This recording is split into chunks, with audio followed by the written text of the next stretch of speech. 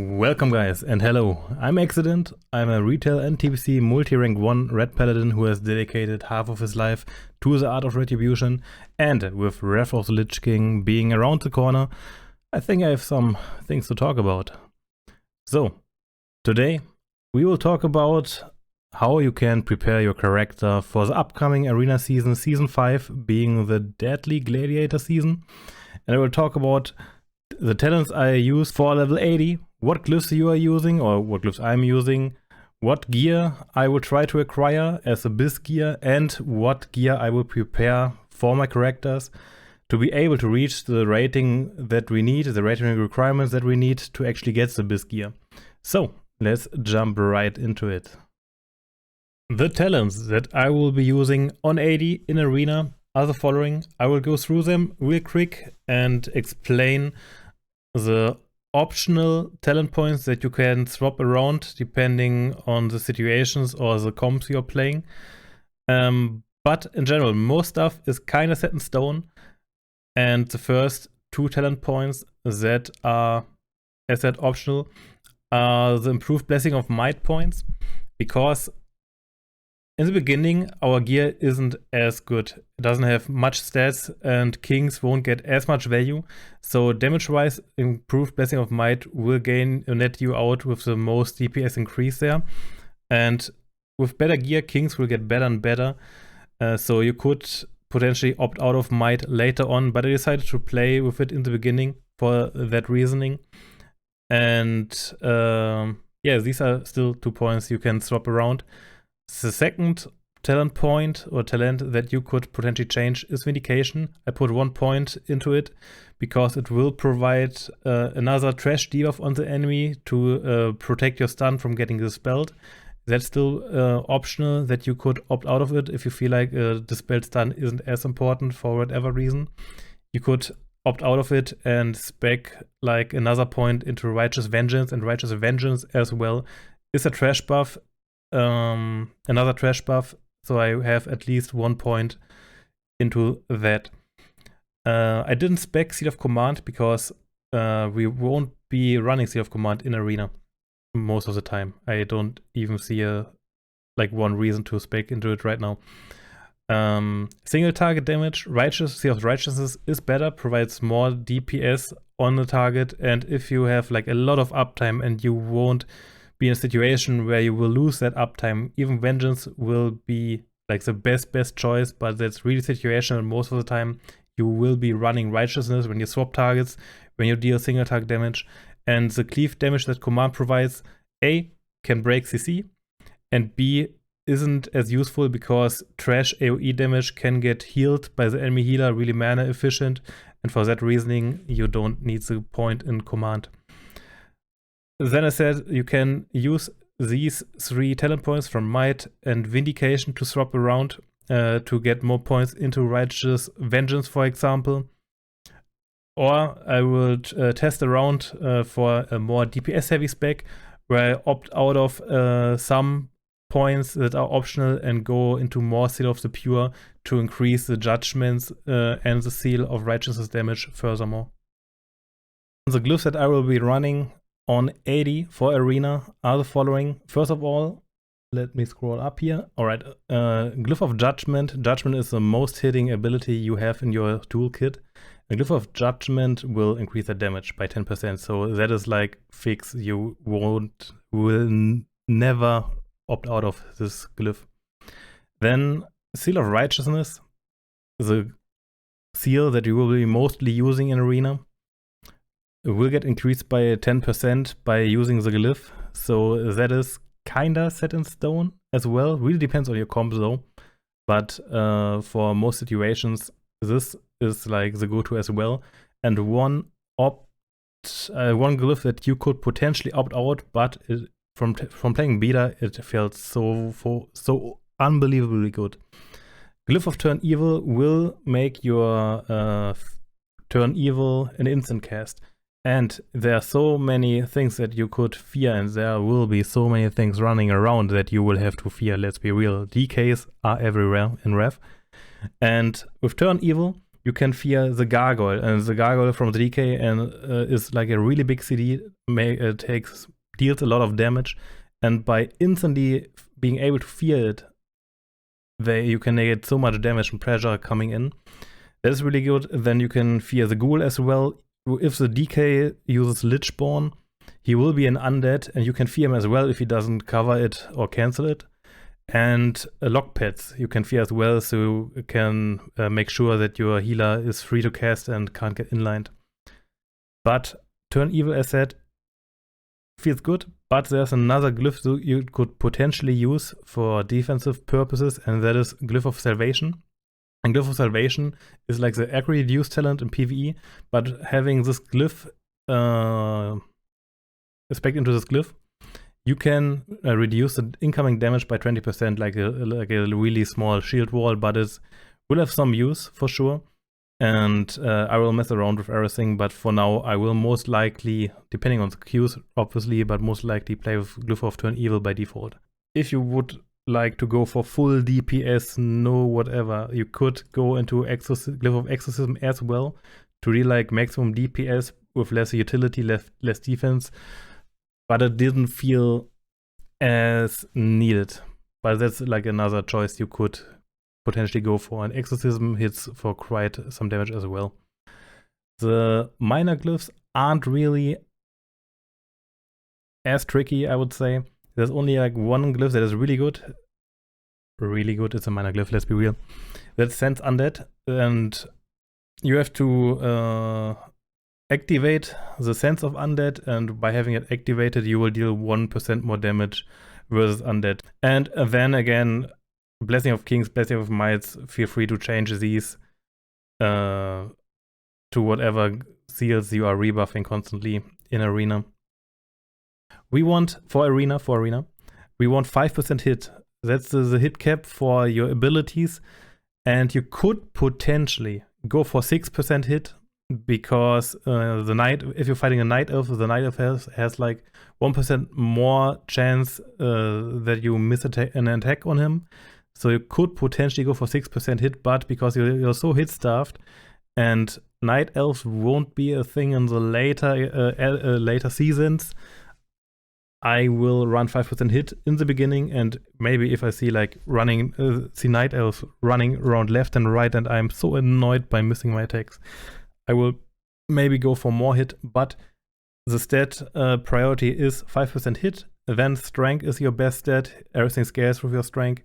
Then crit, so you can get more out of war procs, and then haste. Haste is not as important because you won't have 100% uptime in Arena, so you won't get as much use out of it as you maybe would have or would get in PvE.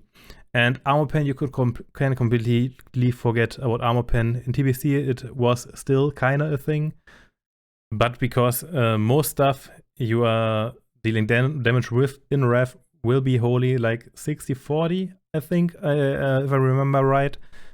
60% holy damage, 40% like melee damage. This could vary, obviously, depending on the fight.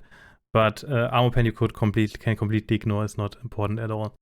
These are the stat values, but as you might know, there's still Resilience. And Resilience, it's really hard to grasp because there's no like you need that much or that much and then you will survive a shadow or something. It's like really depending on your comp and your playstyle. I will most likely try to run like between 600 and 800 in the first season, but we will talk about this a little bit more when we come to my BIS list later in the video. Professions. The professions I will be running may differ a little bit from what you should really be running. So engineering is like, I am using the word set in stone quite often, but for season 5 and season 6, engineering is the play, and it's set in stone, is a play due to the ability of enchanting your gloves with the hand rocket, whatever it's called. And it's like a rocket you can shoot on a with a 40-yard range and deals what, around 2k damage, somewhat around there. And in season 5 and season 6, The HP pool is not like crazy high, and it will get higher in Season 7, Season 8. But with the HP pool being a little bit on the lower end in comparison, the 2k damage will fall or will get you a good value and good chunk of extra burst. And you are able to keep people in combat or get in combat as well, so you can't get zapped. I will most likely drop engineering in Season 7 and 8 due to the reason of the epic gems getting released then, and I will swap to blacksmithing to get like the most stats out of it, and the rocket will use the value by then. Most likely the best second profession will be jewel crafting. Jewel crafting has like the most versatile option to gear to get the stats you want, and you will have like two special gems in Season 5 and 6, and as far as I know, in Season 7 you will get the third one. So you get like the best or the most amount of extra stats with that profession. And it's really versatile if you want to go for resilience, for attack power, for whatever. Jewel crafting is a way to go, but I will most likely, at least on 1 or 2 characters, try out tailoring myself. That's like really experimental, and I would not suggest you to go for it till I actually tested it more. But with the tailoring, you get a cloak enchant, I think on a 1 minute cooldown, in a cooldown, and you will get 400 attack and then 400 attack power proc. And I will experiment with the 400 attack power proc and the weapon proc to see if you can get value out of it. It's like you rely on a proc, and it's really risky. It's like high risk, high reward, somewhat such a situation. But I will test it out, but most likely engineering and jewel crafting is the play. I would suggest you to go for it. That's really safe, most likely the best option.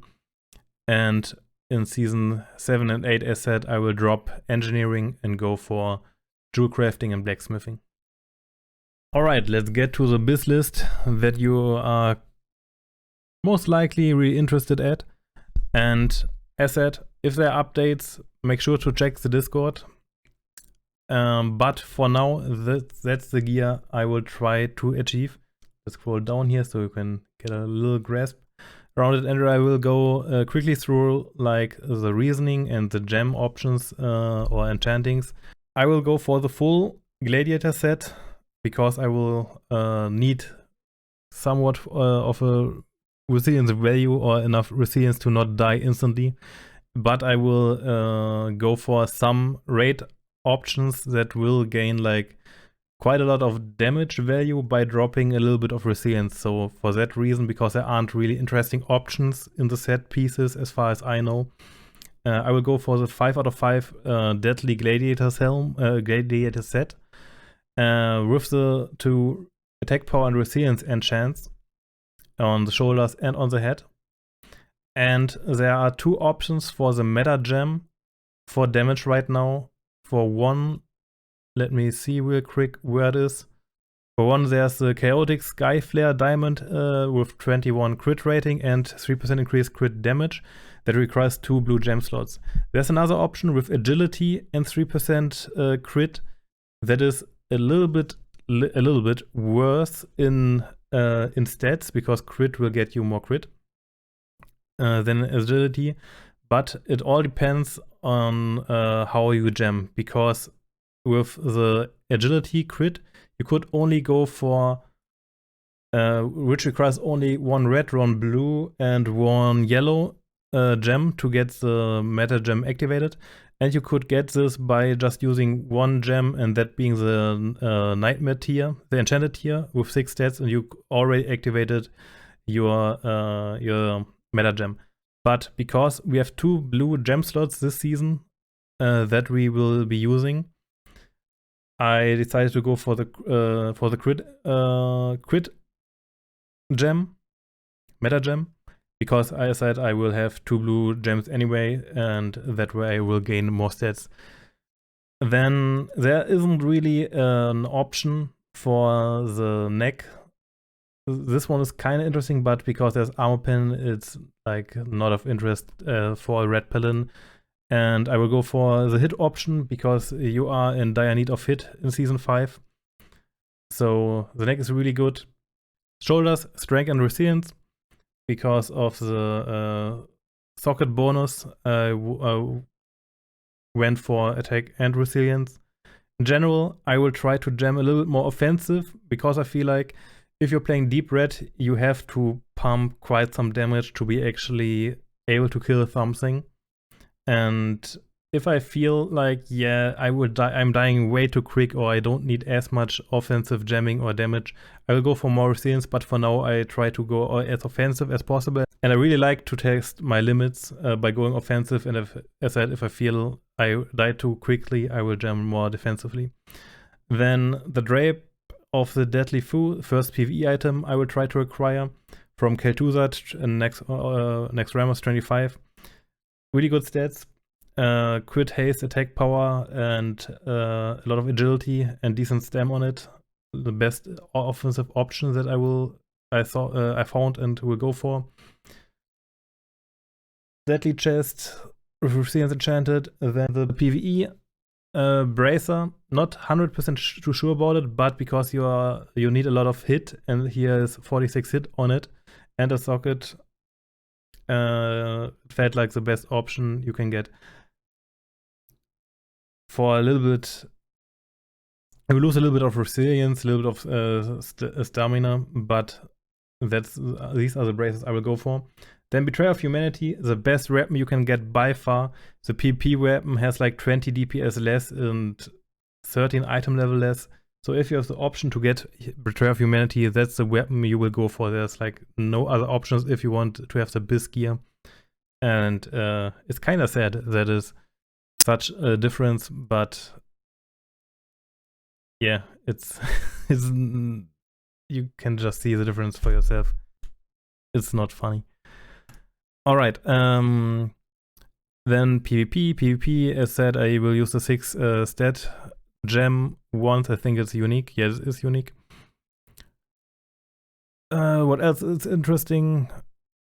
For now, I will go for a 1 PvE ring because, as said, hit is like quite handy and quite hard to acquire. So the Search Needle ring from Maligos 10-man is quite good, has the stats you need. Then the trinkets, there are like a few options. In the beginning, you most likely won't get the Dark Maw Card of Greatness. It will be expensive as fuck, and I could see it being sold for above 100k. In the beginning will be less expensive, like after a month when the next Dark Moon fair opens.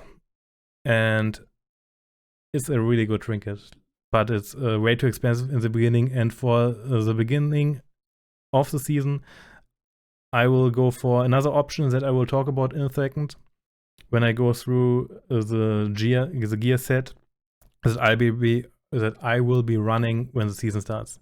Then, as a Horde Red, I will run a trinket, and Deadly Gladiator's Library of Fortitude, a really, really good Libram that even in PvE is best in slot.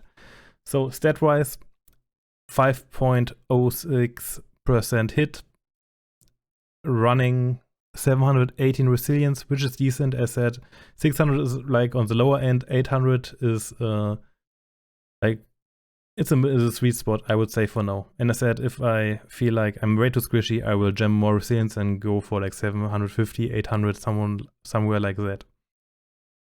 Pre-BIS. For pre-BIS, you have like a lot of options actually to gear. This is like the low effort option that I will be running to get the rating that I will need as for the requirement for the best in slot deadly gear pieces.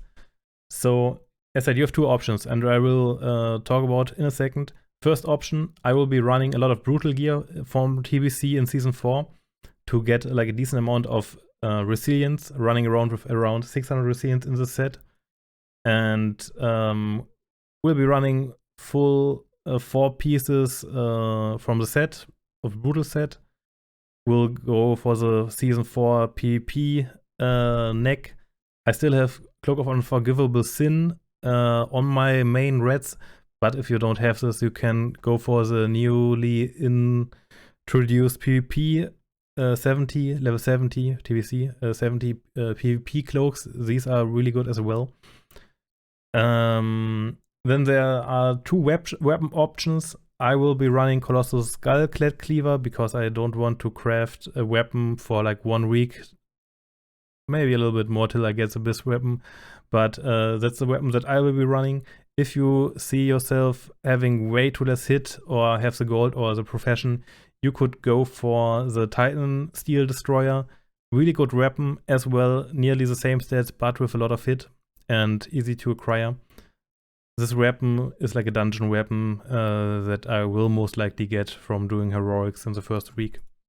Then there's a waste that I didn't gem. Let's do that real quick. Or ignore it altogether. Which provide like the best offensive stats, but you could just go for the PvP waste as well. Then the legs are really interesting. Like the best legs you could get most likely pre-season. Where were they from? Staggering.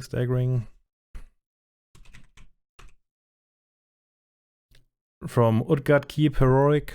A lot of hit, and hit is hard to acquire. And 2 gem slots are really good. And quite easy, I would say, to get.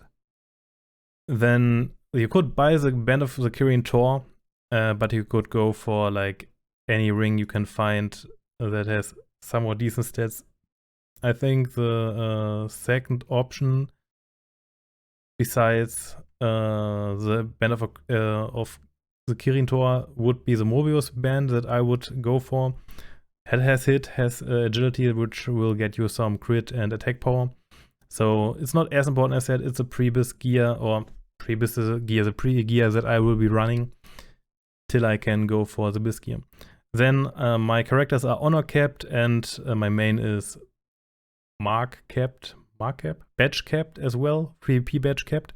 So I will buy the Hateful Gladiators band, which is not BIS in the end, but is the best ring you could get, and I will do some PvP on him till on my main till the season starts anyway. So I will have a lot of honor, and I will just go for this ring in the meantime. Trinket wise, the Anvil of Titans. I don't know if this is like acquirable pre-season. If so, I will go for it. It's 84 resilience and a chance on melee attacks or range attacks to get 1k attack power for 10 seconds. And there's like a PvE option that is kind of close to it, that's being the Mirror of Truth, that you can get for 40 heroic marks. And this is like the same thing but with 84 crit instead. And these are like the options that I will be running till I get the Dark Moon card greatness.